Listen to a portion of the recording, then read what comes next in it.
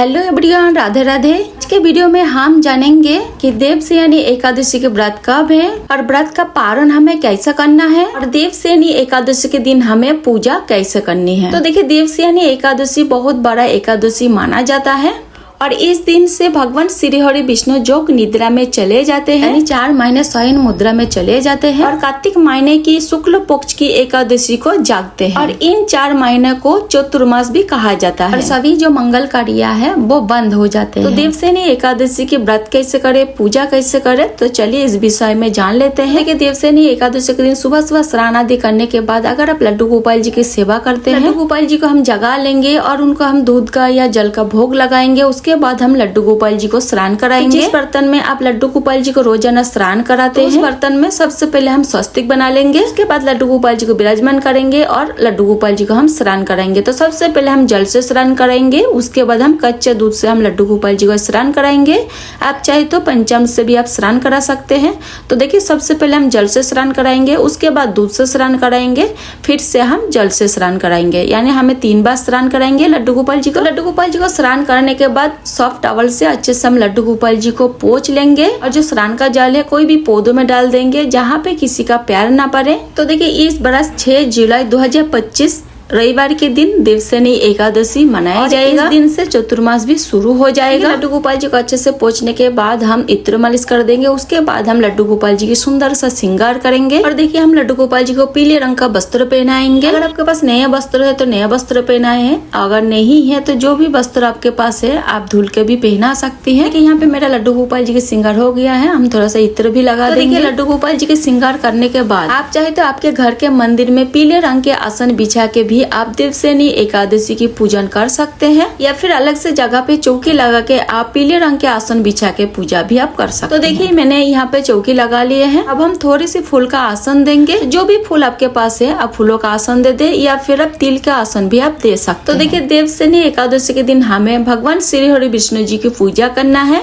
तो देखिए, भगवान श्री हरि विष्णु जी की फोटो या मूर्ति जो भी स्वरूप आपके पास है आप विराजमान कर ले। अगर आपके पास लड्डू गोपाल जी है तो चौकी पे आप लड्डू गोपाल जी को विराजमान जरूर करें, क्योंकि लड्डू गोपाल जी भी है भगवान श्री हरि विष्णु जी के स्वरूप है। तो देखिए, लड्डू गोपाल जी के साथ हम गाय माता को भी पूजन करेंगे। तो देखिए, गणेश जी की पूजन सबसे पहले किया जाता है, तो गणेश जी को भी हम यहाँ पे विराजमान कर लेंगे। तो देखिए, सभी को हम चौकी में विराजमान कर दिए हैं। अब जल के छींटे लगा के सभी को हम भाव रूप में स्नान करा देंगे। उसके बाद हम शुद्ध देसी घी का दीपक जला लेंगे।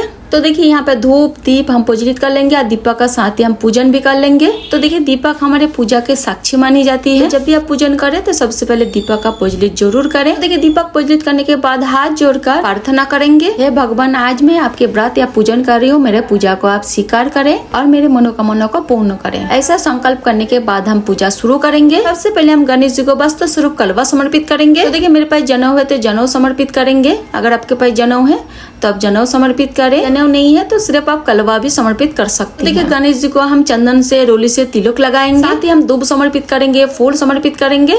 तो सबसे पहले हम गणेश जी को पूजन करेंगे, उसके बाद हम इसी तरह से भगवान श्री हरि विष्णु जी को भी पूजन करेंगे। तो देखिए, सबसे पहले हम वस्त्र स्वरूप कलवा समर्पित करेंगे। लड्डू गोपाल जी को हम पहले स्नान करा के वस्त्र पहनाए दिए थे। उसके बाद हम भगवान श्री हरि विष्णु जी को हम पीले चंदन से तिलक करेंगे और फोटो में जितने भी देव देवता विराजमान है सभी को हम पीले चंदन से तिलक करेंगे और गाय माता को हम रोली से तिलक करेंगे। करने के बाद हम फूल समर्पित करेंगे। तो देखिए, मेरे पास माला है तो माला समर्पित करेंगे। अगर आपके पास माला है तो माला समर्पित कर दीजिए, या फिर आप फूल भी समर्पित कर सकते हैं। उसके बाद हम तुलसी समर्पित करेंगे। तो देखिए, एकादशी के दिन तुलसी नहीं तोड़नी चाहिए। आप एकादशी के एक दिन पहले तुलसी तोड़ के रख ले।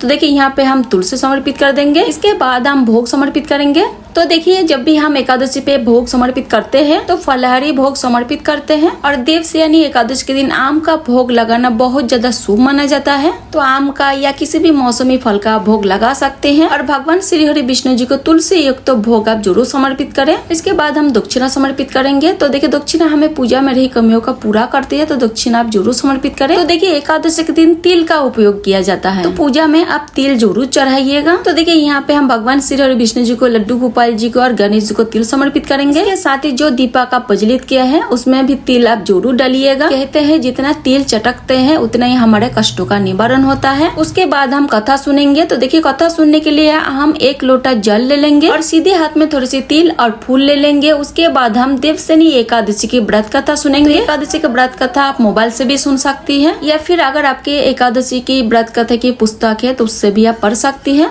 तो देवसेनी एकादशी के व्रत कथा सुनने के बाद हाथ में जो तिल और फूल लेते भगवान श्री हरि विष्णु जी के चरण पे समर्पित कर देंगे या थोड़ी सी तिल हम लोटे में भी डाल लेंगे। तो इस तरह से मेरा देवसेनी एकादशी की व्रत कथा पूर्ण हो जाएगी। कथा सुनने के बाद हमें आरती करनी है। तो बहुत ही प्रेम पूर्वक हम आरती करेंगे। तो सबसे पहले हम गणेश जी का आरती करेंगे, उसके बाद हम भगवान श्री हरि विष्णु जी का आरती करेंगे। तो देखिए हम ओम जय जगदीश हरि के महाआरती करते हैं। अगर भगवान श्री हरि विष्णु जी को और भी कोई आरती आपको आती है तो भी आप कर सकते हैं। आरती कर लेंगे। आरती करने के बाद हाथ में थोड़ा सा हम जल ले लेंगे। चौकी के ऊपर से 3 बार हम इस तरह से बार देंगे। उसके बाद हाथ जोड़कर भगवान से पूजा में रही कमियों के लिए क्षमा याचना करेंगे। परिवार के मनोकामना पूर्ति के लिए भगवान से प्रार्थना करेंगे। तो इस तरह से हमें पूजा करनी है। पूजा करने के बाद जो जल का लोटा है सूर्य भगवान को अर्घ दे देंगे और जो भी भोग प्रसादी हम चढ़ाया है परिवार में सभी सदस्यों को प्रसाद स्वरूप हम बांट देंगे।